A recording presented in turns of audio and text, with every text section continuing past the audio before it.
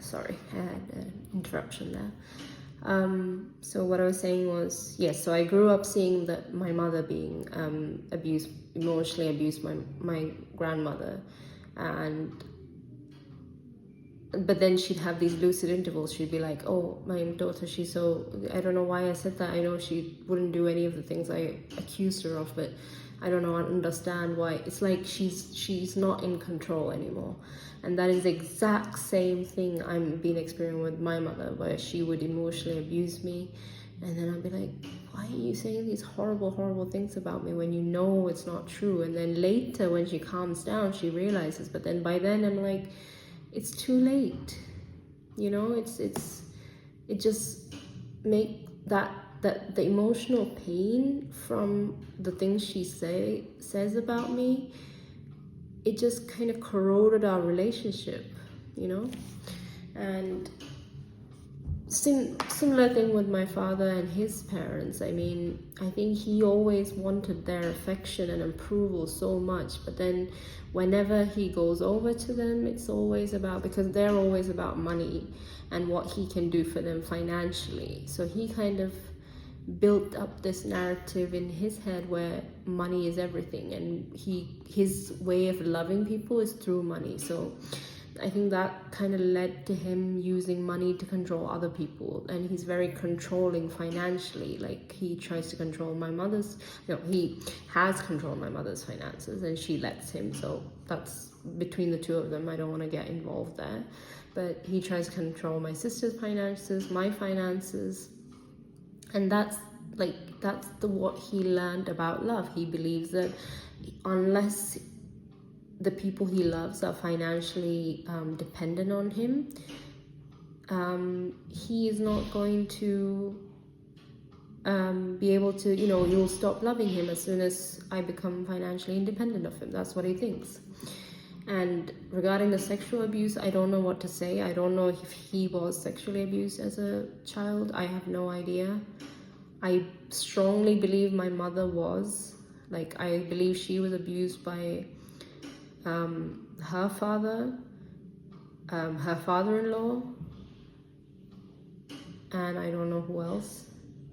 Like, my family, the dynamics is horrible, disgusting.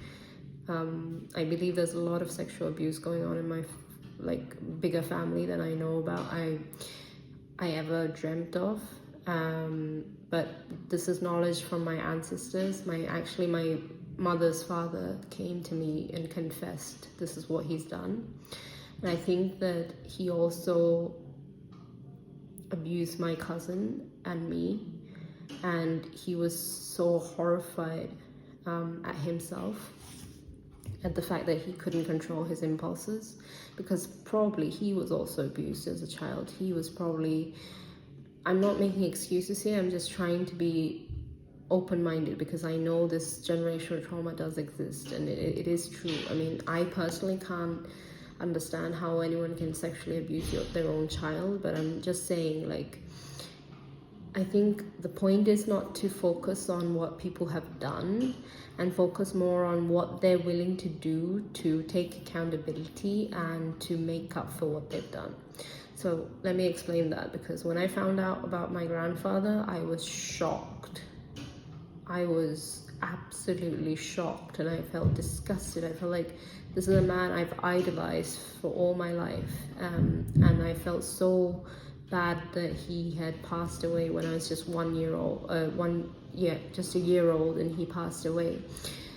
But the thing is, I've since learned that he chose to leave. He chose death because he realized he was horrified at himself, the fact that he couldn't stop himself, and he was horrified. He didn't want to continue to abuse children, his grandkids, and he made the choice to leave this earth, and he became bound in the 5D, in the higher dimension, that not the 3D world we live in, the physical world, but the 5-dimensional world.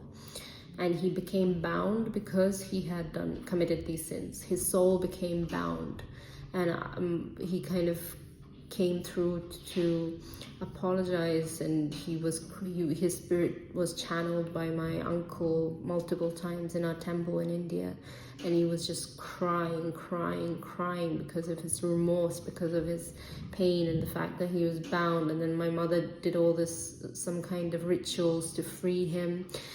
But once he got free, what he did is he committed himself to becoming my spirit guide. So for 30 years, he dedicated himself to me, to give me guidance, to protect me from the same trauma, to stop me from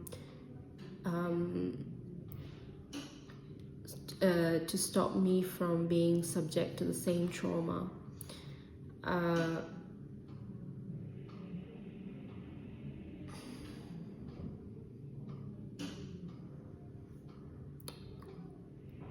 Okay, I'm going to continue this later because I need to stop now.